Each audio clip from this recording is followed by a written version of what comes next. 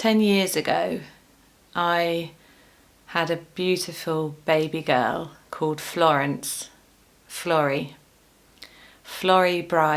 She was my third daughter, and her pregnancy and her labour were magical, and she joined our very happy family at a really crazy time in our life where we were launching a very big, very new bespoke business.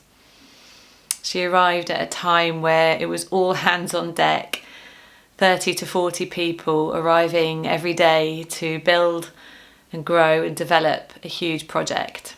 And here she came, and she arrived to be with us. During her first week of life, she came into contact with a virus, a very rare, a very dangerous virus. And at the end of her first week of life, she was rushed in an emergency scenario from the middle of nowhere. We were rushed by car, air ambulance, and we ended up visiting 2 hospitals over a course of 24 hours where they fought for her life. And during that time, we didn't know why she was sick. There were different theories, different consultants and different doctors and different hospitals, and they were moving us and telling us different things, and it was high emergency, high energy, highly traumatic. And at the end of those 24 hours, Florrie had enough of the intrusion to her body of the treatments and the drugs and the wires and the life that was presented with her in that time. And her little body left us, and she died. And she died in the early hours of the morning. CPR was administered to her, and we had to make the decision to stop. And that was 10 years ago now, and even telling you now, my womb feels tender, and my breasts can still feel the connection between the story I'm telling you and the feeling inside of my cells for that moment in my life. Just after she passed away, my husband picked up her body from the bed that they had been working on her. And he picked her up and he raised her high into the air. And he, in a very loud voice, permissioned, "You gave her to us, now take her home." And in that moment, my life changed. In that moment of acknowledging that I had lost this life was lost to me. Something inside of me, this rawness, this connection to life and death, this connection to spirit, God, universe, flow, power, within me and outside of me, just ripped open. And it was like a tap switched on. Something deeply profound happened to me in that moment and in those months following. And what began in those months was a questioning of my faith, a questioning of life, of what I'd always been taught and told. I had a spiritual sensitivity to a lot of things around me. I was able to see visions. I was able to connect to people's story who I didn't know. I knew things about people that I hadn't been told. I felt things that I'd never felt before. I had this awakening. It wasn't instantaneous. It was gradual, but it was deep and it was raw and it was real. And it's never stopped. It's just transformed and changed. And what happened in that moment where life met death and then death met my life, and my life was granted back to me in a new way. In that moment, I was changed in such a way that I couldn't deny anymore who I was. Who I was when everything is stripped away, everything that you've known, everything that you've been told. Something then happens is that you go on a journey of pain and trauma and confusion and beauty and pleasure, and it's all mixed up. It's all mixed up in this cloud of grief, anger, frustration, resentment, feeling claustrophobic, feeling intruded upon. Different noises and smells triggered me. I had many years of anxiety following this death and this new life. I had many years of embodied trauma and pain. I had so much body trauma that I could hardly live a full life. And the whole time I would revert back to what I knew, back to an old faith story, back to old comforting lines and quotes and poems and readings. But they weren't cutting it. They weren't actually meeting me in a place where I needed to be met, because something had changed in me.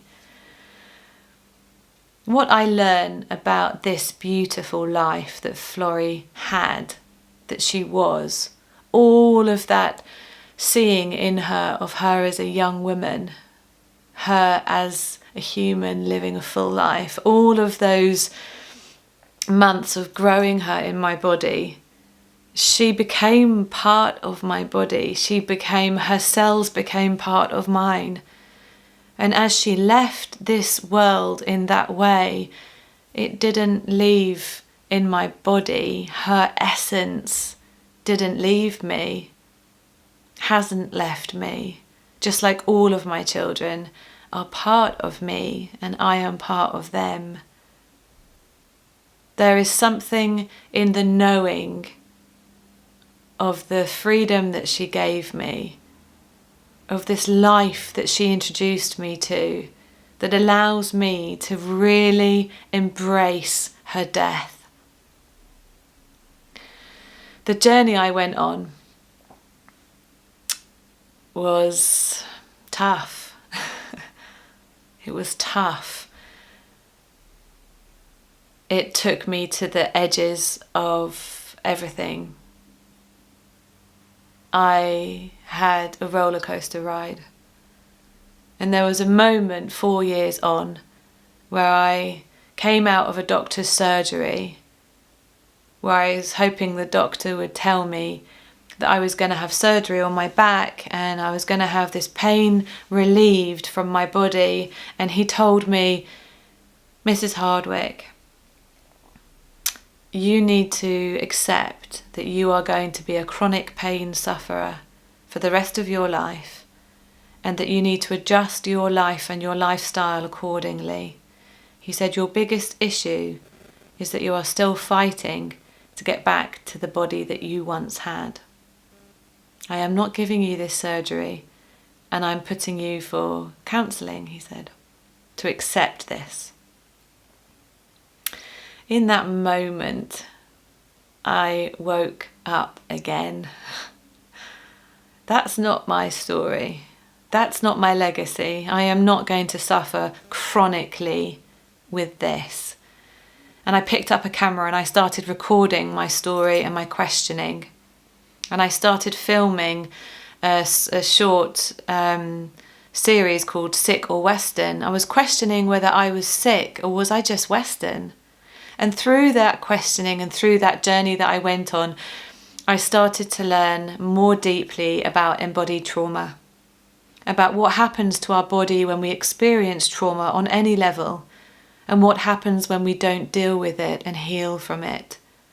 And my body was screaming out to be heard and to be listened to. And it wasn't just the trauma of losing Florrie. That was just one aspect.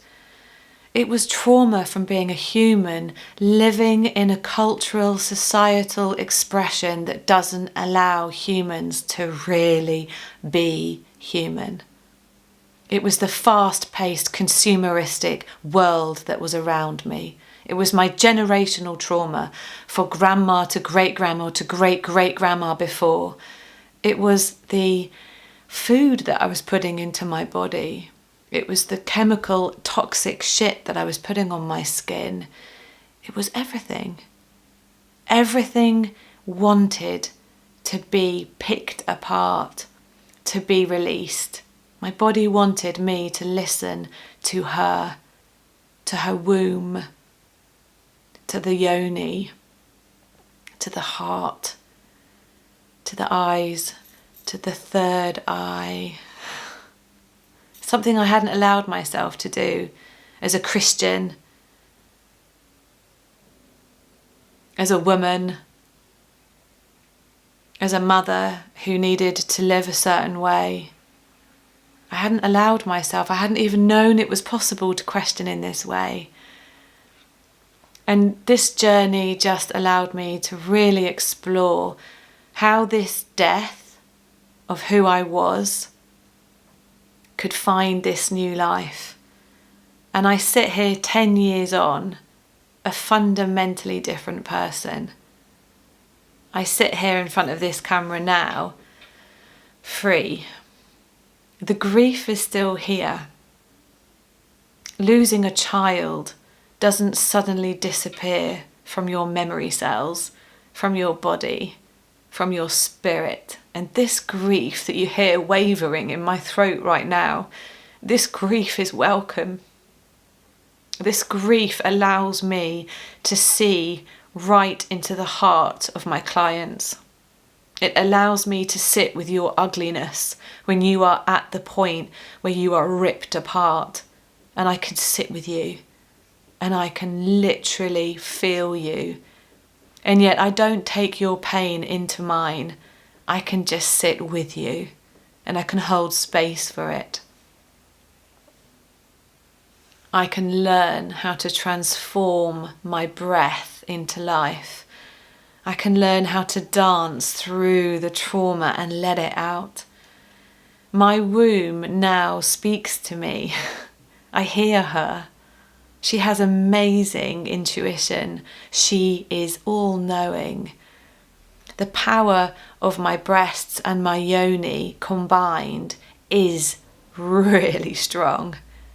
If I give her space and time, if I listen to her, if I don't listen to the narrative of the societal norm, if I don't listen to the fear of what is, but if I just look within my body and within my spirit and within what I call flow, God, universe, whatever you want to call it, if I connect deeply to what is, what always was, and I just find myself in that moment holding hands with my daughter, who somewhere, somehow was gifted to me to shake me from every single aspect that made me me. And her life allowed me to look into the mirror and say, enough. Enough of playing small, enough of playing what I'm meant to be, enough of just living, of just putting one step forward unconsciously, believing I'm all in the conscious. Enough. Enough of pleasing you. Enough of doing what I should be doing so you're okay with it. Enough. Enough of limiting the dance moves because I might look stupid. Enough of holding that yoga pose a few more seconds because it's uncomfortable. Enough of drowning my sorrows in all the numbing that I was. Enough. Wake up. Wake up. I have one life in this body, in this breath, in this way. And I want to live, really, really live with this death of my daughter as life, as gift. I believe that this experience, I was already a therapist, but I believe that this experience that I have been through has woken me up to what it means to sit with clients in a way that I never did before. I feel my clients. To be able to use my hands to touch clients in a way that allows them a much richer and deeper experience of what it means to be seen. To challenge my clients with what I see and what I feel and what I know, knowing that this challenge is their invitation to death, and it is through death that we find life. It's like the Christian message of Jesus on the cross. Once I held that so dear, and now I hold it dear in the sense that through all death there is invitation for life. Death for me means life. And so I just want to honour, as I'm coming back into the season where my daughter was born and died, and I'm reminded by the smells of this season, of that time in my life. And I'm reminded with my throat restriction and my heart feeling tender and my love feeling vulnerable and raw. I'm reminded to say thank you. Thank you for your life. Thank you for coming to me. Thank you for choosing me. Thank you for being in me. Thank you for gifting me your cells. Thank you for showing me the doorway to freedom. Thank you for everything that took me to the edge through knowing you. I will never forget giving birth to you and burying you and what that gave to me. And I thank you, and I will thank you for the rest of my life. So wherever your essence might be, wherever it might have spread and moved across this world, may everyone that was touched by you and by your life and by your death, may that essence continue to expand and grow and heal humanity. And may all the mums that have lost children at such young ages where they couldn't understand why, may this be an invitation to take that child's essence into life and freedom and breath and healing and restoration. Because boy, oh boy, humanity needs it. These experiences don't come to rob us. They come to invite us. I don't want the death of my child to be used as a stamp of grief. I want it to be a stamp of life. And so as I share vulnerably with you in this way, I ask that you wake up to this opportunity in whatever way you're looking at grief right now. In whichever way it comes to you, may you find the freedom in that grief.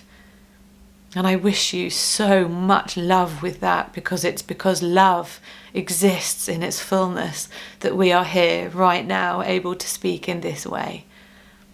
Thank you for listening.